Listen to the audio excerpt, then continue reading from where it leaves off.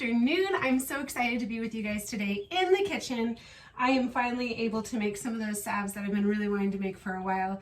My name is Ruth. I'm with Fay Hollow Homestead, and today I'm going to be making a Amish Black Drawing Salve, which is really good for if you have a splinter in your skin and it's hard to get out, or if you have kids that are really squeamish about you pulling splinters out of their skin.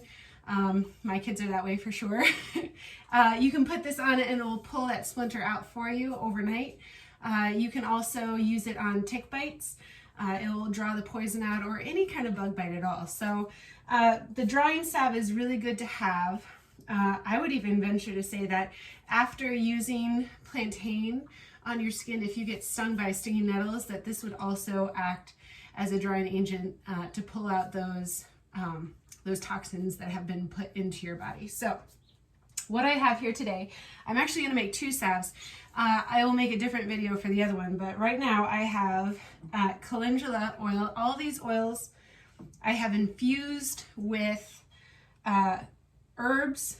If you saw my video earlier about how I did the chickweed, I took the chickweed and I let it wilt for about a day, and then I put it into this oil. So this is all that stuff that I got ready before. I like to let my oils steep with the herbs for quite a while so that I can get the full benefit of those healing properties from the herbs.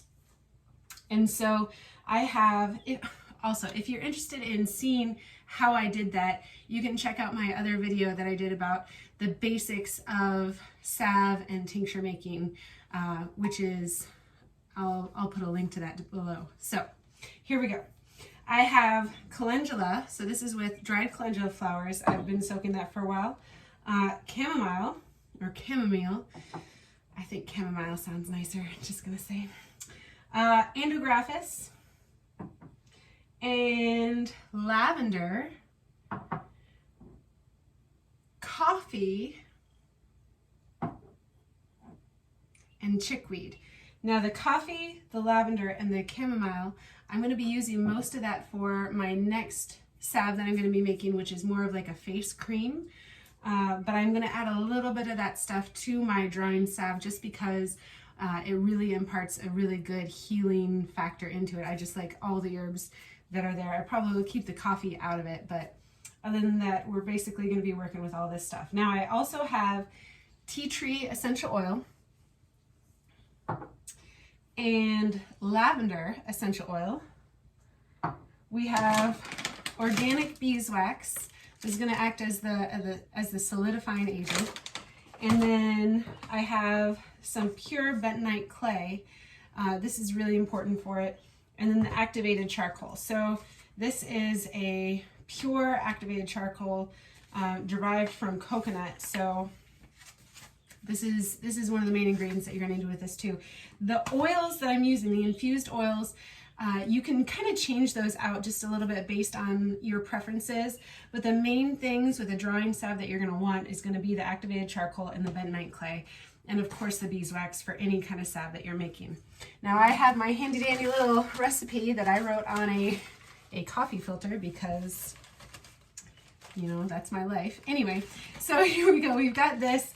And what I have here is based on what I'm going to be making, because I like to make bigger batches, because I like to give these as gifts. I like to sell these. I like to have these in my home with backups just in case, because my kids are very out and about. We're very out and about, and often we need the use of this stuff because, you know, we're just so active out and on the mountain, in the fields, stuff like that. So especially if you're a gardener. So I've got this. So I'm going to use 3 cups of oil. Now I have these oils. I'm going to combine them together, and I'll let you know as I'm doing this. The main thing that I'm really intent about is the chickweed, the calendula, and the andrographis. So andrographis, you might know that andrographis is known as the king of bitters, and it is a really good thing to have for teas and healing properties with stuff for ingesting, but it's also really good for if you're going to be making a salve, especially for a drawing salve, because there are doctors out there who deal specifically with Lyme's disease. Oftentimes, if you get Lyme's disease, it's because of a tick bite. And so the andrographis is really good for putting on tick bites, because it stimulates your body's natural immune response, and then it also works as an antimicrobial. So the andrographis is really good, especially for tick bites, for that purpose. And doctors that deal specifically with Lyme's disease will actually recommend specifically andrographis as a treatment. And a lot of times they'll say like the essential oil of it, or just putting an oil on it, but it's very difficult to get oil to stay on skin for a very long time. So it's great to be able to have an infused oil that you put into a salve that can sit on the skin for longer. So that's why I like having the andrographis. Also, calendula is a very soothing, healing herb. It helps with, if you got a cut or something like that, it will help with your scar tissue not being so apparent afterwards. It will heal that scar tissue so that it looks more like the rest of your skin. Also, calendula soothes the area as well. Let's see, chamomile is really good, because chamomile again soothes the area, but it also has antimicrobial, antibacterial, antiseptic. It's full of antioxidants, antifungal, anti-inflammatory. A lot of things are going on in the chamomile oil that's going to help with this as well. And then the last thing, chickweed. Chickweed is just an incredible thing. If you're going to be making any kind of salve for your skin, you're going to probably want to put chickweed into it, because it is an incredible herb for this purpose. It really helps with healing, and it soothes inflammation. But the healing, I mean, really, like, it's like a powerhouse when it comes to healing the skin. So those are the specifics that I want to put on here. Lavender is also really good for all that stuff, but I might just put a little bit of lavender in there just because I want that soothing property. If you are putting this on a child, you're going to want to calm them down a little bit because they did just get hurt. The lavender will help with that. And that's another reason why I want to put the lavender oil in. And then there we go. Okay, so let's get started. I've got my handy dandy recipe. I want 3 cups of oil, and so I'm going to put all of my andrographis in. And I've had these sitting for a while to make sure that if there was any liquid other than the oil, like water, in here, that it would either raise to the top or lower to the bottom, depending on the oil that you have. And everything has come out clean and clear. So that was 3/4 cup andrographis. I'm going to put all of my chickweed in. Well, most of my chickweed. I'm going to get too excited and say all. Okay, so there we go. And that chickweed is such a, no, I'm going to put the whole thing in. You can see I'm very specific about this, right? Okay, so I've got all my chickweed going in there, and we are up to 1 3/4 cup. Okay, so my calendula is going to bring me up to 2 cups. Okay, so I'm going to pour this in because all this goes up to is 2 cups.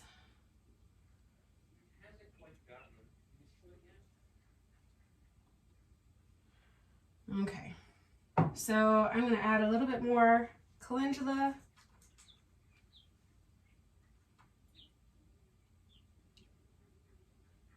Let's see,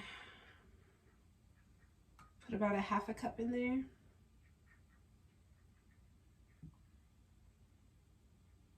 Yeah, there we go. Okay, some chamomile. About a 1/2 cup of chamomile. That's good. A little bit of lavender.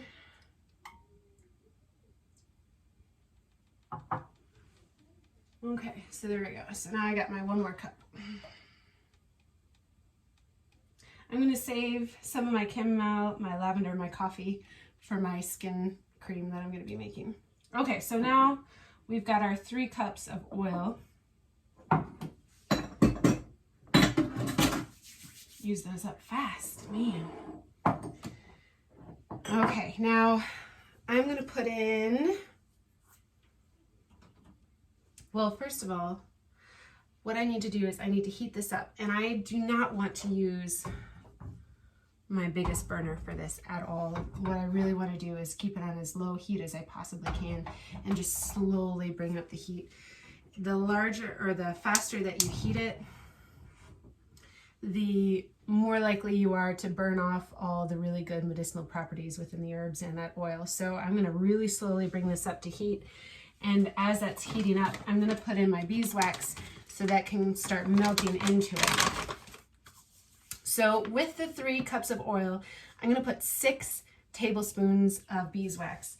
And that may seem like a really small amount, but especially since the oil that I used to infuse these herbs in was coconut oil, which solidifies at a normal room temperature, I don't have to put too much of the beeswax in order to make it a solid salve. And if I put too much in, you'd rub your finger on the top trying to get some of this out, and it would be very difficult to get that from the container onto your skin. You'd be sitting there rubbing it for a long time. You might have to get like a hair dryer out. Like it just wouldn't work. So we want it to be creamy enough where you can kind of almost scoop a little bit of it out with your fingertip, rather than have to just like a chopstick, you know, rubbing it for a while until it gets soft enough. So here we go. So 1, and I like the chips because it's easier to scoop out like this. 3, I have some bars, but it's very difficult to measure it the right way, the way that I want to.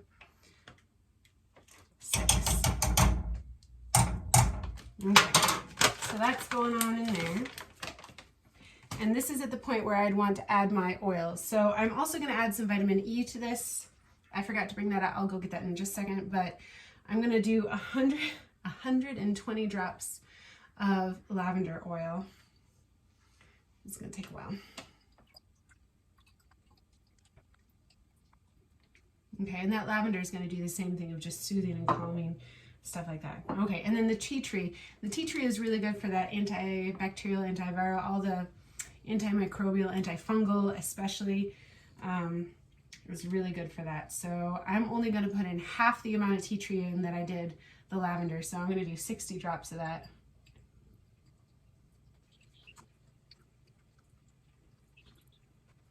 I can smell it. Okay, so let's see.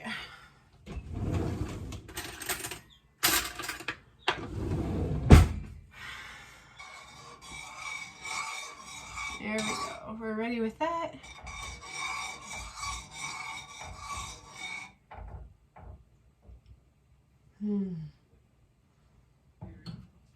So I had the video pause for a second. I put in my vitamin E oil. It calls for 6 teaspoons of vitamin E. And then we also need to put in the charcoal and the bentonite clay. So I'm going to get that out, move these oils around, and soon I'm going to be, once I get those in, I'm going to start pouring them into the containers. So I'm going to grab those really quick. Okay, so I got my jars out. I'm thinking that I probably don't have enough jars, so if I have extra, I'm just going to put it in a small canning jar. Okay, so here we go. I need 12 tablespoons of the charcoal, and I need 12 tablespoons of the bentonite. I'm going to do the bentonite first. And I have warmed this up so that the beeswax has completely melted. It's all together now. And so this is just going to kind of go in there, and I'm going to stir it up. I'm going to whisk it. We'll be very whisky. Ooh, that was a better pun than I thought. Okay, so here we go. We got 12 tablespoons of this.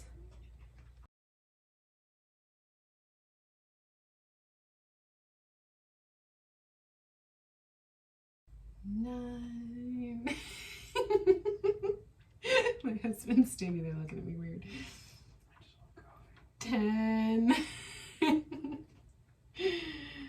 11, go ahead, get your coffee, 11, 12. Okay, so this stuff is cooling already enough where as it's going in, the bentonite clay is cooler than the concoction here, so the beeswax is definitely congealing around it. I'm gonna have to heat this up a little bit more in order to get this to go. I took too long getting my containers. Okay, so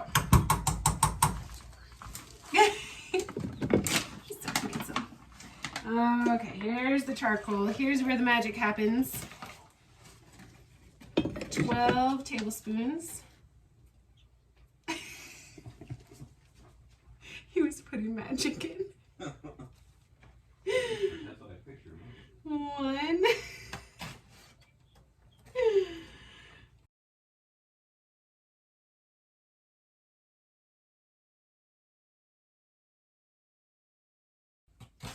Now it's on my shirt.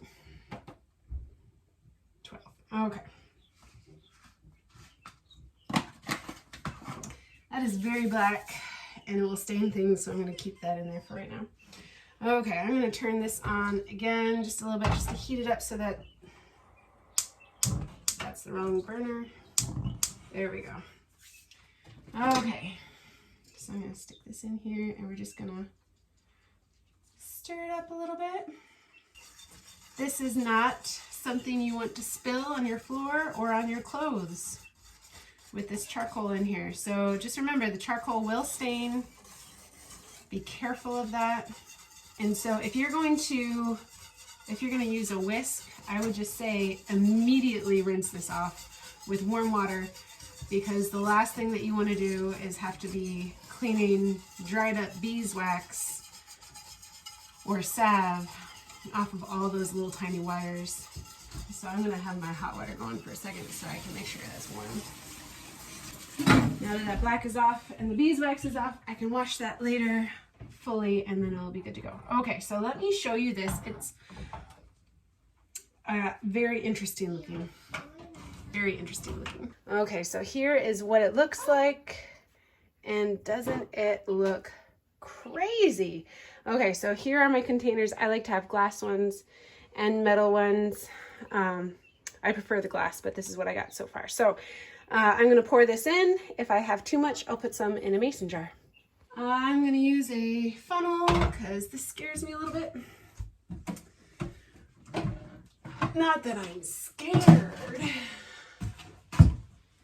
It's just a little intense. Not something you want to spill.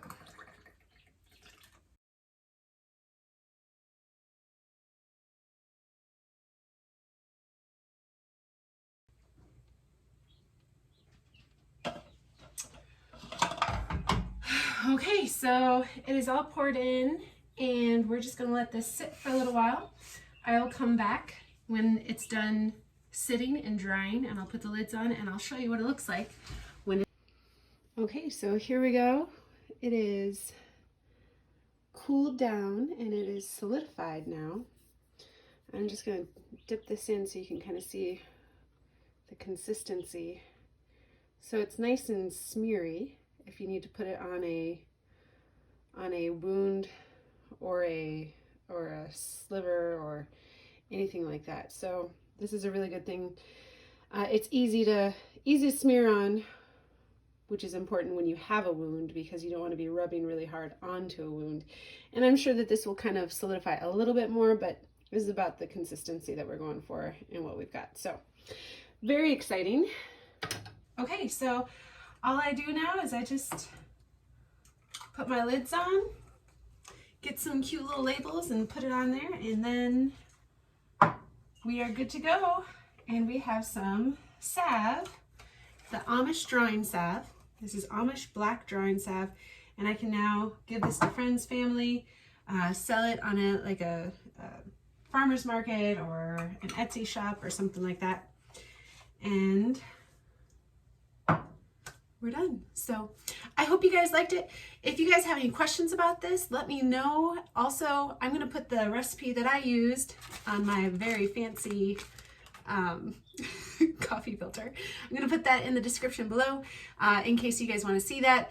You can also just divide this. So if you guys only have a half a cup of oil, you're only going to use, you know, 1 tablespoon of beeswax. And so stuff like that. So you can take lesser parts, break it down, and make less of this. There's not necessarily need to have 9 jars of this for most households. But this is what I make, and this is how I make it. And yeah, so please like, subscribe, hit that notification bell, all those wonderful things.